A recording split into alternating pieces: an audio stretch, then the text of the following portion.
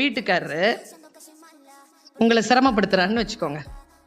அப்படி சிரமப்படுத்தாத வீட்டுக்காரர் இருக்கிற வீடு இந்த பூலோகத்தில் இல்லவே இல்லை. சரியா? அதே மாதிரிதான் மனைவிக்கும். 2 பேருக்கும் எப்ப தெரியுமாங்க பிரச்சனை வருது? 3வது ஆள் உள்ள வரும்போது தாங்க.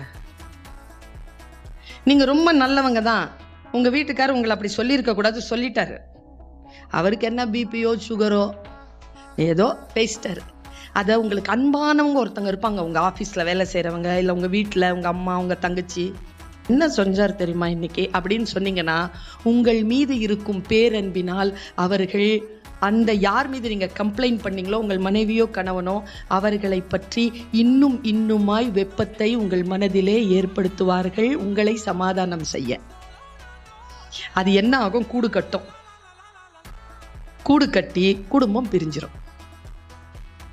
உங்க 2 பேருக்கு நடுவுல 3வது நபராக உங்கள் உறவினர்களோ, உங்களை பெற்றவர்களோ, உங்கள் உடன் பிறந்தவர்களோ யாரும் வராமல் 2 பேருமே பேசி தீர்த்து கொண்டால், நீங்கள் 2 பேரும் சேர்ந்து இருக்கக்கூடிய பரிசை உங்கள் குழந்தைக்கு நீங்கள் தருவீர்கள்.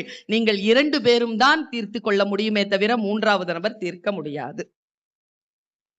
உணவை வெளியிலிருந்து வாங்கி சாப்பிடுவதை நிறுத்திக் கொள்ளுங்கள். வீட்டிலே சமைத்து சாப்பிடுங்கள். உடல் ஆரோக்கியத்திற்காக சொல்கிறேன். முதல்ல ஒரு இட்லினா ஒரு சட்னி தான், மத்தியானத்துக்கு ஒரு குழம்புனா ஒரு வெஞ்சனம் தான், மீதி இருக்கிறதுக்கு தான் நைட்டுக்கு. இன்னைக்கு வெக்கமே இல்லாம நீ நான் சாப்பிடுற 3 குழந்தைகளுக்கும் 1 இட்லி, 1 தோசை, 1 இடியாப்பம். மத்தியானத்துக்கு என்ன செய்யலாம்? 4 வெஞ்சனம். நான் சொல்கிறேன், வல்லமை என்பது எளிமையை எந்த ஒரு வீடு அறமாக பின்பற்றுகிறதோ அது மிக சிறப்பான ஆளுமையான பணக்காரரான ஒரு குழந்தையை உருவாக்கும்.